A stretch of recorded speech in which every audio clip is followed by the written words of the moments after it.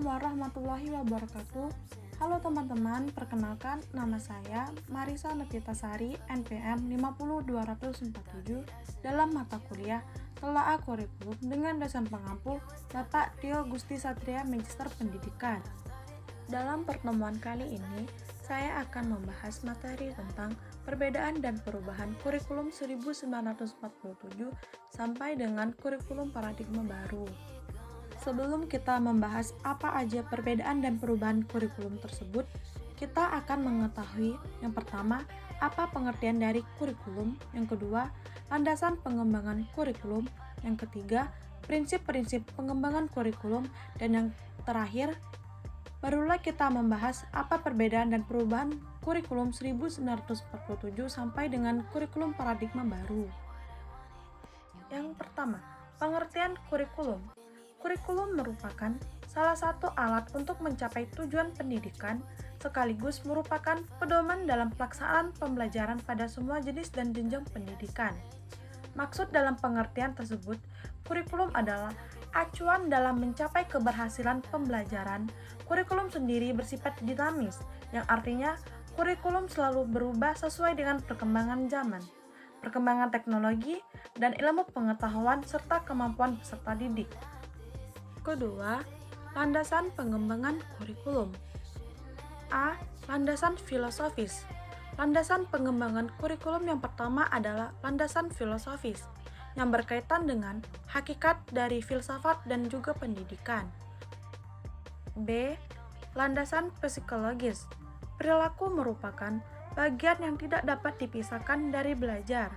Interaksi antar individu akan terjadi dalam lingkungan belajar, yaitu lingkungan fisik dan lingkungan sosialnya. C. Landasan sosiologis. Landasan sosiologis merupakan individu sosial yang erat kaitannya dengan interaksi di lingkungan sosial sekitarnya yang berupa masyarakat. Dan yang terakhir yaitu D.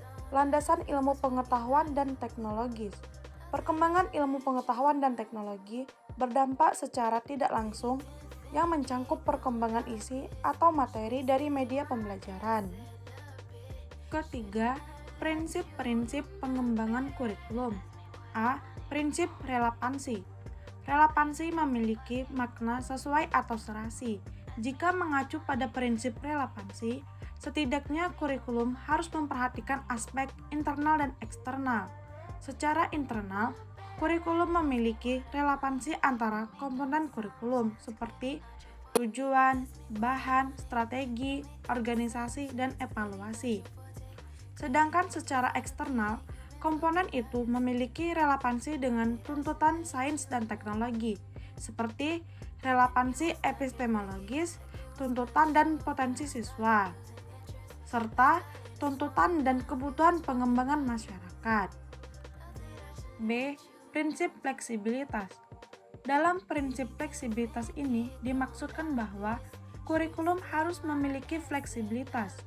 Prinsip fleksibilitas harus bisa dilaksanakan sesuai dengan kondisi yang ada. Kurikulum yang kaku, tidak fleksibel akan sulit diterapkan. Kurikulum yang baik adalah kurikulum yang berisi hal-hal yang solid, tetapi dalam implementasinya dimungkinkan untuk menyesuaikan penyesuaian berdasarkan kondisi regional, waktu, dan kemampuan serta latar belakang anak. C. Prinsip kontinuitas. Prinsip ini mengandung arti bahwa perlu dijaga saling keterkaitan dan berkesinambungan antara materi pada berbagai jenjang dan jenis program pendidikan. D. Prinsip efektivitas.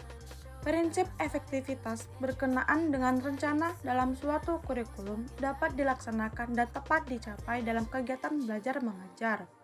Terdapat dua efektivitas dalam suatu pengembangan kurikulum. Pertama, efektivitas yang berhubungan dengan guru dalam melaksanakan tugas mengimplementasikan kurikulum di kelas. Kedua, efektivitas kegiatan peserta didik dalam melaksanakan kegiatan belajar. Dan yang terakhir, E. Prinsip efisiensi. Prinsip efisiensi berhubungan dengan perbandingan antara tenaga, waktu, dan suara, serta biaya yang dikeluarkan dengan hasil yang diperolehnya. Setelah kita mengetahui apa itu pengertian kurikulum, landasan dari pengembangan kurikulum, dan prinsip-prinsip pengembangan kurikulum, dan yang terakhir kita akan membahas tentang perbedaan dan perubahan kurikulum 1947 sampai dengan kurikulum paradigma baru. A. Kurikulum 1947 merupakan kurikulum yang lahir pada masa kemerdekaan yang memakai istilah dalam bahasa Belanda yaitu Leerplan, yang artinya rencana pelajaran. Perubahan arah pendidikan lebih bersifat politis, dari orientasi pendidikan Belanda ke kepentingan nasional. B. Kurikulum 1952. Kurikulum ini sudah mengarah pada suatu sistem pendidikan nasional yaitu rencana pelajaran yang harus memperhatikan isi pelajaran. C. Kurikulum 1964 merupakan pokok pikiran kurikulum 1964 yang mempunyai ciri-ciri pemerintah mempunyai keinginan agar rakyat mendapatkan pengetahuan akademik untuk jenjang sekolah dasar. D. Kurikulum 1968 merupakan pembaharuan kurikulum 1964, yakni dilakukan perubahan struktur kurikulum pendidikan dari pancawardhana menjadi pembinaan. E. Kurikulum periode 1975 yaitu menekankan pada tujuan agar pendidikan menjadi lebih efisien dan efektif. F. Kurikulum 1984 mengusung proses skill upgrade.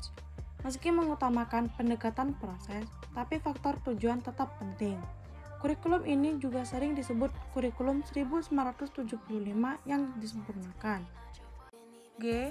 Kurikulum 1994 dan suplemen kurikulum 1999 adalah sistem pembagian waktu pelajaran, yaitu dengan mengubah dari sistem semester ke sistem catur bulan. H. Kurikulum 2004.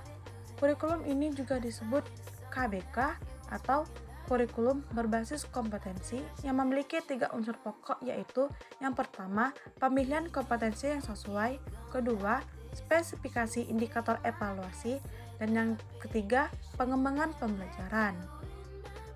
I. Kurikulum periode KTSP 2006.